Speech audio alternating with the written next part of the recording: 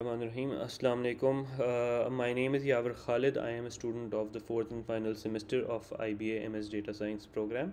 Today I'll be demonstrating a product that I have developed as part of the MS Data Science Capstone project.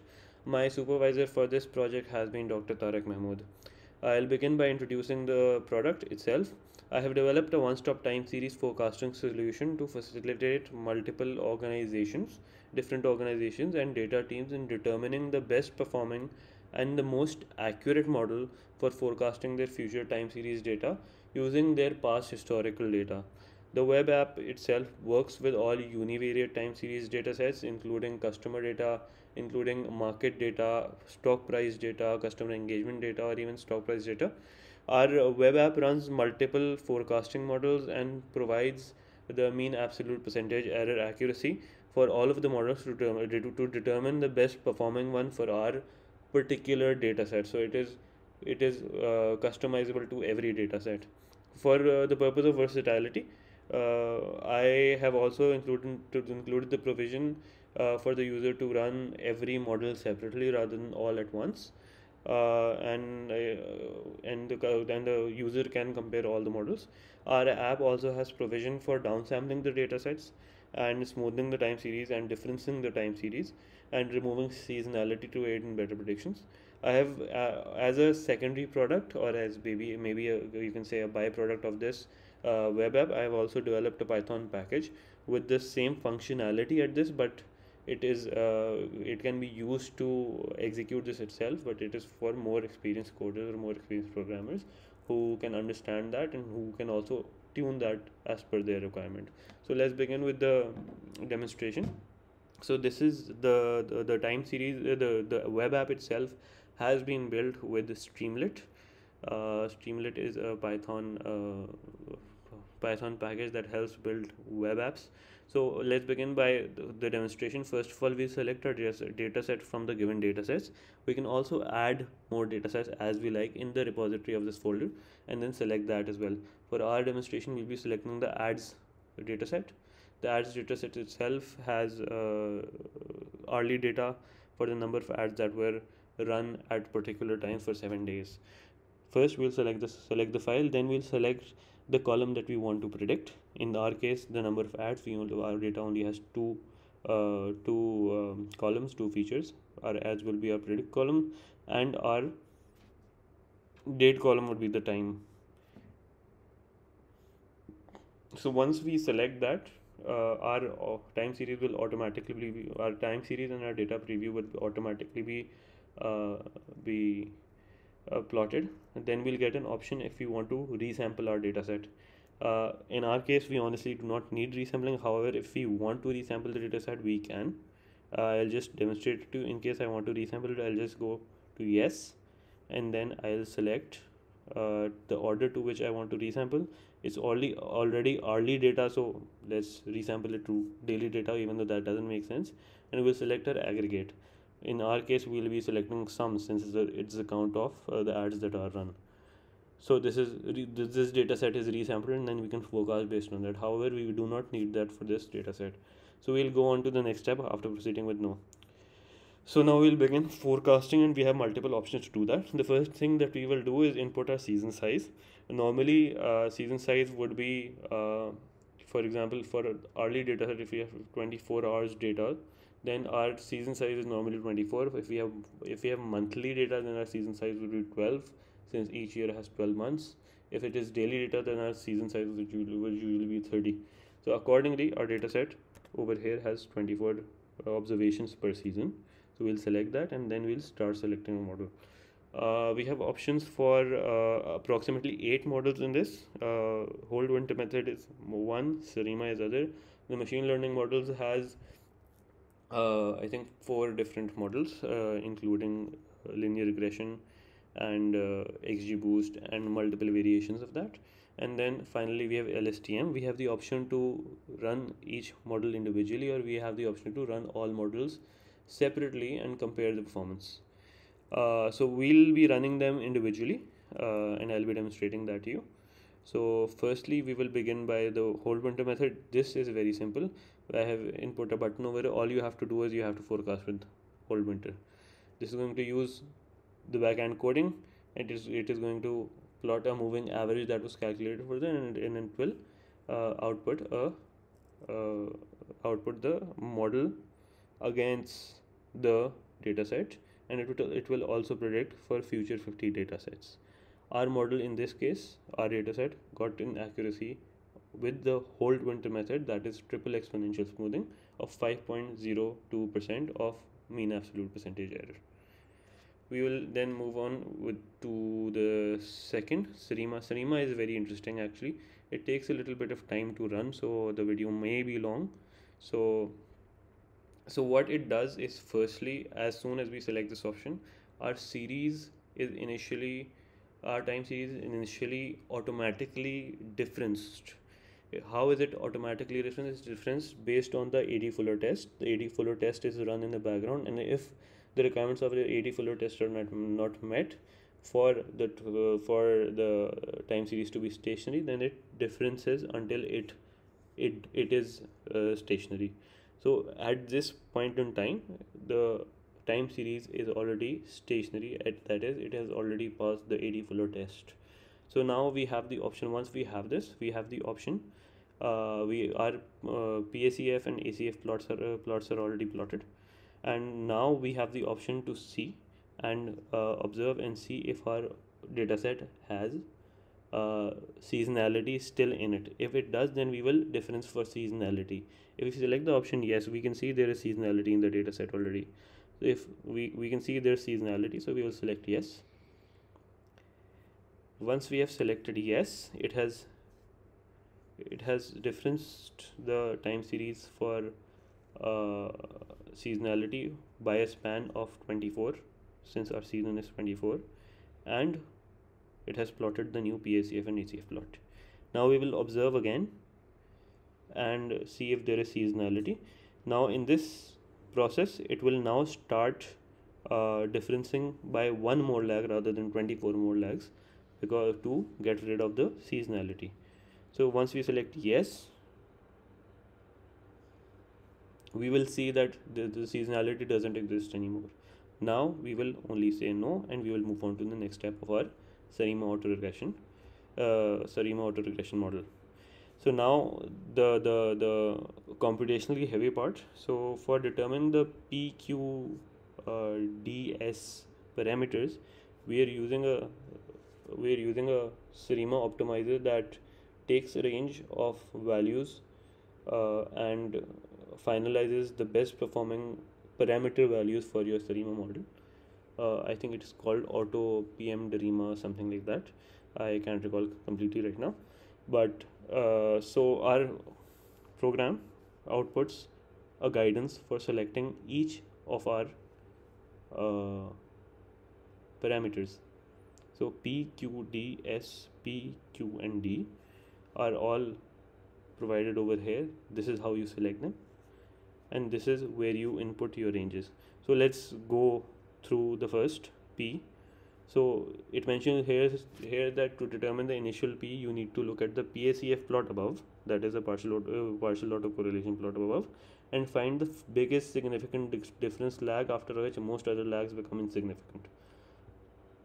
So in our case, we have 1, 2, 3, 4. So we can see that our P value should be around 4. So we will see this, and we will go there, and we will input a starting and ending range for P. So it could be 4, it could be 3, or it could be 5, because we only plotted 2 or maybe 3 seasons over here, not more than that. 24, 48, yeah, not more than 3 seasons. So maybe after the third significant lag, it would go on further. So we will technically input 3 and 5 range over here, but since we are short on time in this, and the higher the ranges, the higher the time it would take to train, so we will not do that right now. For our S in this parameter, our S is the season that we've already mentioned before. Our D is order of integration. This is simply the number of non-seasonal differences. In our case, our model has already differenced based on the IDF before, and if the season has if the time series has already been difference, then this is already input as 1 automatically, because the small d is basically tells if your time series has been seasoned for seasonality, and the big D over here tells if it is it has been difference for seasonality. That is, the first one is for stationary. So this is automatically taken from the above step. So we're just gonna leave it as it is, 0202. We'll get a lower accuracy, but since we shorten time, we're not gonna do that, and we'll click on this, and our time series should be plotted in a few seconds once the auto parameter tuning is done. So we'll wait a few. It's already done. Okay. So our model summary is outputted over here. These are the parameters that it took for P, D, Q, S, all of them. Our S is over here 24, and the rest of them, the parameters are over here. These parameters are only tested for within these ranges of 0 to 02 in our case. And after that, as before, the forecast is plotted, the model versus actual is plotted, and a future forecast of 50 timestamps is already given, and we get a mean absolute percentage error of 4.58 in this particular example, and this is also output in this. So we are done with the SRIMA. Then we'll go to our third my third model, which are the multiple machine learning models. So this is basically based on feature engineering. We lag our data set from a particular timestamp to a particular timestamp. Our lagging should be based on multiple factors that are mentioned over here. So we have to take into consideration multiple factors before we start lagging our time series. Since we are using machine learning model, we'll obviously need more than one feature. So we will create features by lags. So in our first, let's go for 6 lags to 24 lags. So we'll put in 25 over here, and we'll just forecast our model, and then we'll go through the outputs. Okay, so this was quick. So our data set has been lagged from 6th time series, 6 timestamp to the 24th timestamp. So we have multiple features now. The first model that we do is simple machine learning model of linear regression forecasting. Since we have multiple models, we use all these lags as features, and we train our data set over multiple features. Our second is based on further feature engineering. We get multiple features from our from our datetime column, as in hours, weeks, if it is a weekday. So these are the things that we can get from our dataset, and we further increase our features in our dataset. And based on this, we again run linear regression, and now we get an improved MAPE of, previously we had 5.86, and now we have 5.45. Now this can obviously, since there are so many features, this can obviously sometimes result in overfitting. For that purpose, ridge regularization or ridge regression can be used to avoid overfitting. So we have gone through with that. We have applied simple L1 ridge regression regularization, basically a regularization algorithm that is used to avoid overestimation in this. And we have used ridge regression to forecast our dataset. However, our ridge regression in this particular case has decreased our accuracy, our MAPE percentage. It is better than linear regression by marginally, and it is worse than linear regression with feature engineering. So we go with ridge, and then we go with lasso regression. Similarly, for the same purpose, lasso seems to perform better over here. And then finally, the messiah of machine learning models, the extreme gradient boosting or XGBoost, we run on the same data set with all the lag and with all the features that we've added. We run the XGBoost forecasting. We run the XGBoost ML model to forecast our data set, and we plot model versus actual, and we see our MAPE percentage over here is the best out of all. So that is and these are all output in the data frame in the end. So these are all the mean absolute percentage errors. Okay, so that were the 4 or 5 machine learning outputs. Now we go to the big boys, the LSTM model. The LSTM model will obviously, since it's a long short term memory model, it's a convolutional network based model, it is going to take a very long time to train.